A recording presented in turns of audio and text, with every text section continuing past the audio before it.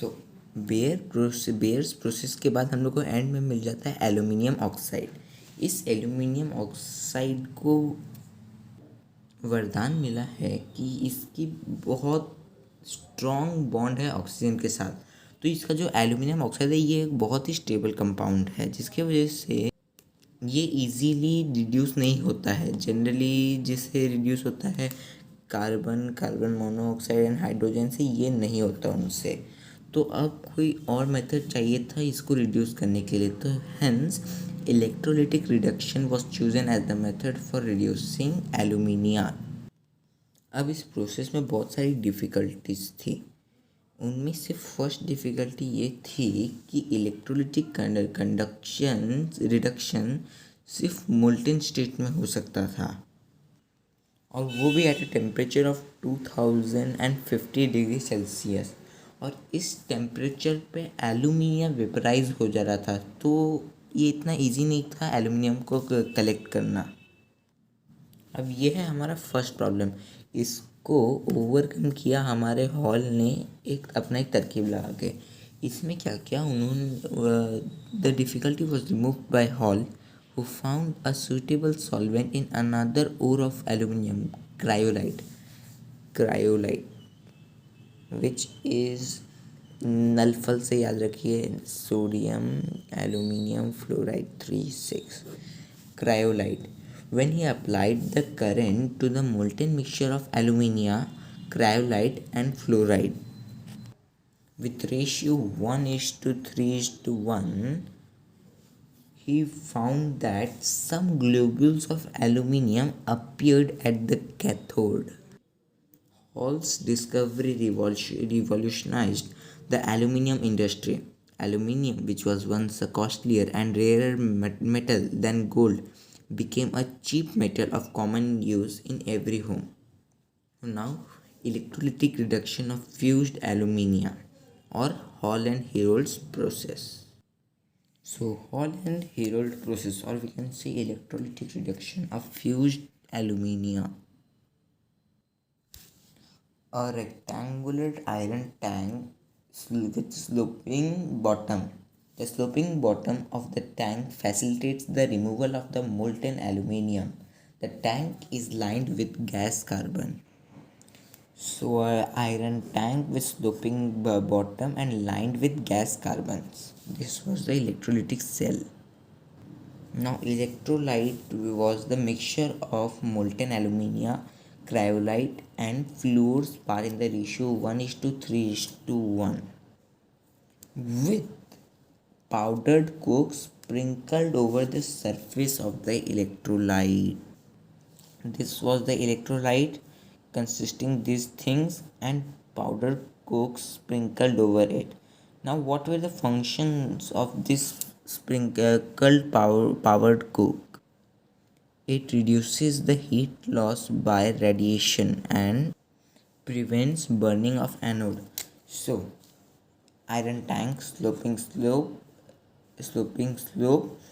and gas carbon with electrolyte of molten alumina, cryolite and fluorspar with powdered coke at 950 degrees Celsius, very high temperature.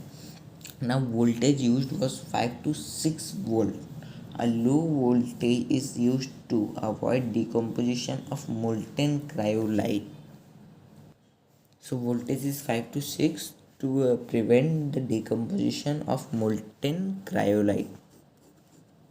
So now, as electricity is passed, the ions will start forming. First, aluminium will break into aluminium ion and oxygen ion.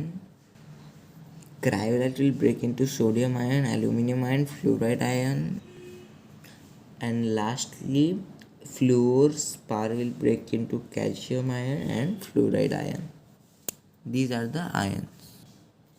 Now, these three are positive and these two are negative. So, aluminium, sodium and calcium are positive and oxygen, fluoride are negative. अब क्योंकि aluminium electrochemical series में नीचे है, तो ये पहले discharge होगा कहाँ पे, कैथोड पे, because cathode is negatively charge and ये ऑक्सीजन है इलेक्ट्रोकेमिकल सीरीज में सबसे नीचे, तो ये होगा एनोड पे पहले डिस्चार्ज। तो कैथोड पे क्या होगा, कैथोड क्या था, कैथोड NCR नेगेटिवली कैथोड, जहाँ पे रिडक्शन होता है, नेगेटिव होता है कैथोड। नेगेटिव कैथोड कहाँ पे था, जो लाइनिंग, ये लाइनिंग है गैस कार्बन लाइनिंग, ये था नेगेटिव, तो यहाँ पे अपना एल्यूमिनियम होगा, एल्यूमिनियम आयन होगा डिस्चार्ज। और कैथोड पे क्या होता है, 4 ठो एल्यूमिनियम का डिस्चार्ज कितना ठो लेगा, सॉरी, ये अब गेन करेगा 12 इलेक्ट्रॉन्स, तब जाके 4 ठो प्लेन एल्यूमिनियम बनेंगे। ये हो गया कैथोड का रिएक्शन। 4 ठो एल्यूमिनियम आयन 12 ठो इलेक्ट्रॉन लेके 4 बनेंगे, ठीक है। अब एनोड में क्या होगा, 6 ठो ऑक्सीजन 12 इलेक्ट्रॉन्स लेंगे, सॉरी देंगे, तब जाके 6 ठो इलेक्ट्रॉन बनेंगे। अब ऐसे करके 3 ठो प्लस 3 ठो बन के ऐसे 3 ठो ऑक्सीजन दे देंगे। ओके, हमसे 12 का ही लेन देन हो रहा है, याद रखना।